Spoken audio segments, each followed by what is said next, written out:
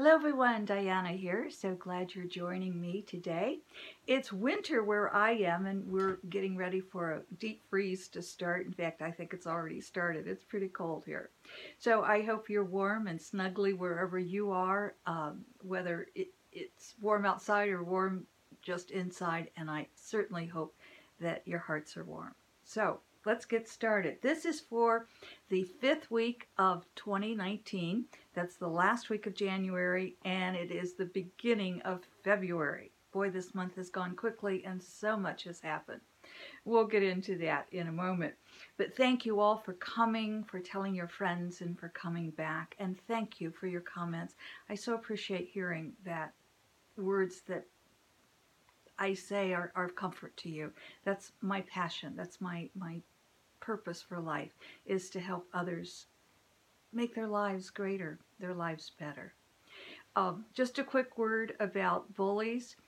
You know, throughout my life, I've been a writer and an editor as well as a reader and a coach and a psychic.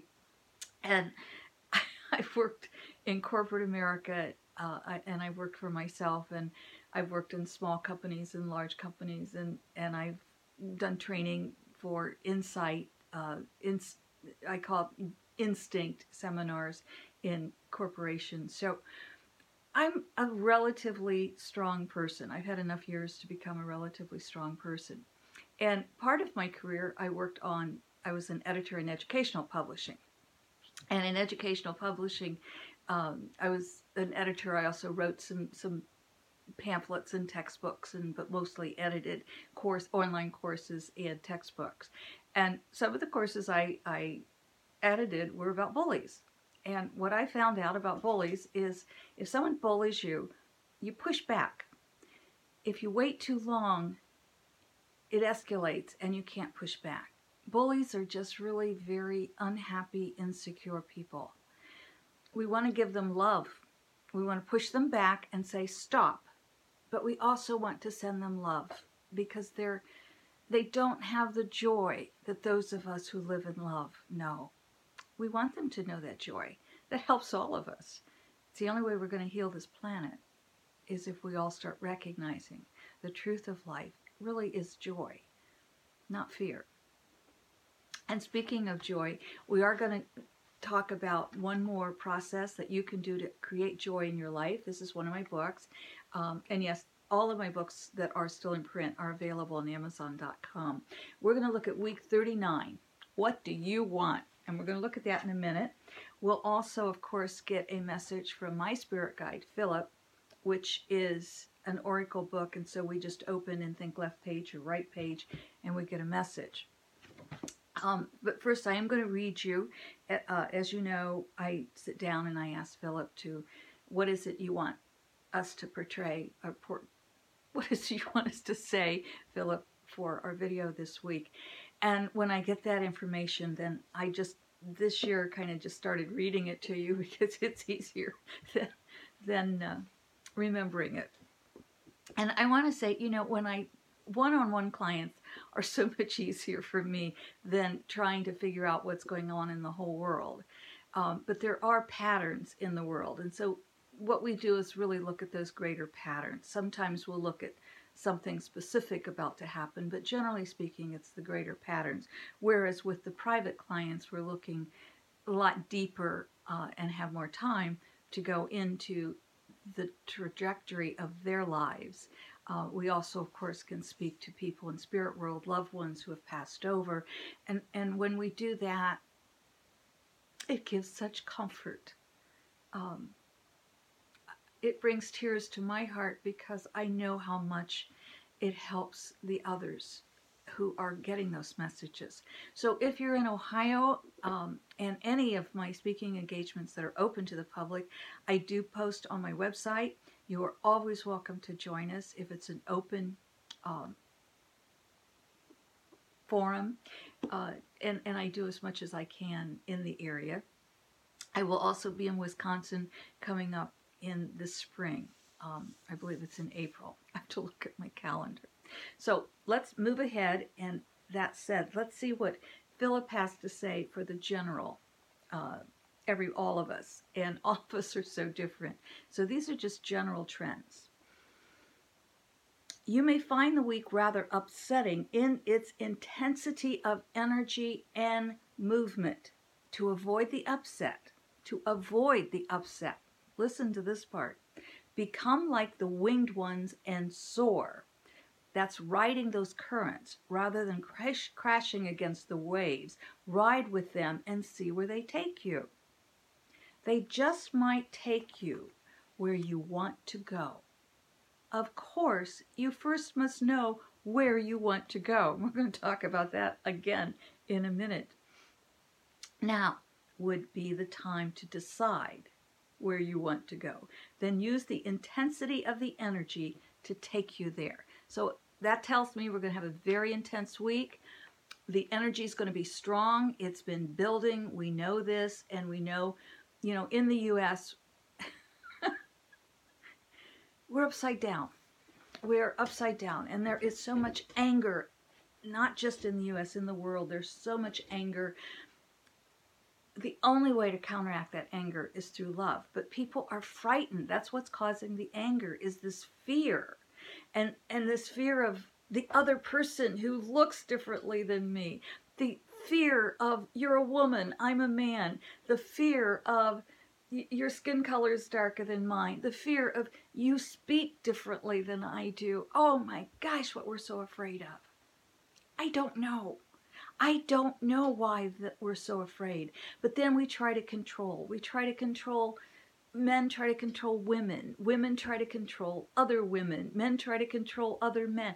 It's crazy. It's just crazy. When the truth is, none of us have control anyway. But we are in charge of our lives. And that is a very important distinction. We are in charge of our lives, not in control. But I divert. Philip went on to say, it will be easy to get caught up in the turmoil the week will produce. That is not necessary, however, if you use the energies to propel you toward the good of life. Weather will not be to the liking of many, as temperatures become quite cool in the northern regions and heat waves and storms sweep across the southern regions. Attitude plays a major role here in how individuals weather the weather. And then I could feel him and hear him and see him laughing. And how we weather the weather. This extreme weather is just another indication of the intensity of the energy. Well, my friend, we are coming to the end of like a 26-year cycle. 26-year thousand cycle. 26,000-year cycle. I'll get it right. Those numbers, It's going to get, before we get to the end, which is another year or so away, we're going another couple of years maybe. It's going to seem a lot more traumatic and a lot more turmoil, and the energy is so intense. However, we're getting so close to that end, we can also see the beauty and the goodness that's coming out in people. More and more people are doing good to the world. More and more of us are adding love to the world. This is a huge movement of adding love and all that love means: generosity, kindness, understanding, compassion. I have great hope for our world. I have great hope that we can all live in joy. So let me tell you what week 39, and again, I don't go into the whole thing because it's a couple of pages and goes on to the next page. So I just try to kind of paraphrase it here. But what this talks about is happiness is accepting who we are. Once we're able to really accept who we are, then we're able to find happiness. But the problem is, so many of us give our power away to someone else. As simple as things as, and I've done this, so I know of where I speak, but as simple as something as a couple. And the husband says, well, would you like to go out to dinner tonight? And the wife says, oh, okay. And the husband says, where would you like to go? And the wife says, oh, I don't know. What do you want to do? And occasionally that's fine, but come on. you're making the husband make all the decisions for you if you do that every time. Now, there are certainly relationships where the husband isn't even going to ask, where do you want to go? He's just going to say, this is what we're doing tonight. And vice versa. There may be a relationship where a wife says, this is what we're doing tonight. You have no choice in the matter. You're giving your power away, whether it's to a boss, whether it's to a spouse, a friend, to strangers. Whenever you give your own power away, you're not able to figure out what is it you want. You've got to take your power back. You've got to stand in that. And that's a process. So to have that joy, you're going to start today making your own decisions. That's not easy because you got to figure out what you want. And when, especially in America, when we look at things, we want the whole big picture. Well, no, start with one step. Okay, I'm going to get out of bed. What is it I want to do? I'm going to have breakfast. What is it I want for breakfast? Oh, I don't know. Well, make a decision. Make a decision and go for it. When you begin to make your own decisions, you find life is pretty beautiful. It's pretty good. That life has meaning that you didn't know was there. It's scary. Yes, it's very scary. But instead of giving your power away to another human being and putting the burden on them that they have to make all the decisions, you, my friend, you get to make your own decisions from here on out. Start small. What am I going to have for breakfast today? Make a decision. You know, studies show that top managers look at all the facts and then make a decision. Middle managers keep weighing those facts over and over and over. Put all the facts together.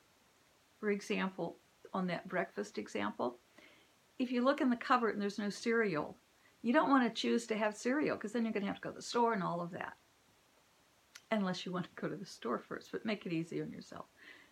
Make the choice that is a combination of knowledge, education, which is part of knowledge, and that intuition.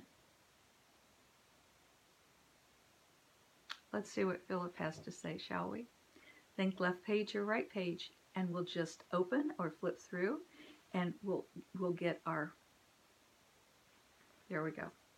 Okay, I'm thinking left page, but I always read both pages just to give you an extra message.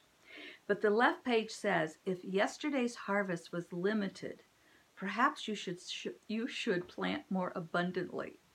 If yesterday's harvest was limited, perhaps you should plant more abundantly.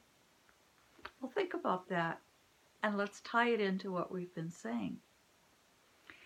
You're not going to have joy if you spend the day and the weeks and the hours in misery. I'm seeing too many people becoming quite ill from spending too much time with the news. And not all of us can do that. I am so grateful for the journalists and the news reporters who can do that. But for the rest of us, don't get caught up in the ugly.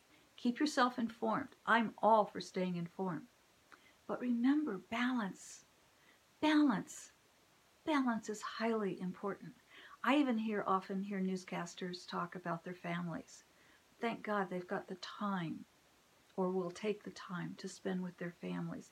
That's balance. Keep yourself informed, but don't get caught up. And remember, if yesterday's harvest was limited, perhaps you should plant more abundantly. If you're feeling any lack in your life, ask yourself, why is there lack? Did I not allow myself to have abundance? In the right side, it says the universe hands you a gift because you're ready, whether you know it or not. The universe hands you a gift because you are ready, whether you know it or not. If you're feeling it's time to sing that song, if you're feeling it's time to write that book, get busy. Do it. Don't worry about if it's perfect. Because, my friend, you are perfect. And I love you. I love you. Thank you for being with me. Thank you from Daisy and I. Daisy's sleeping. She loves you. And from all the four-legged and two-legged ones around here, thank you. Thank you for being with us, for accepting us, for loving us.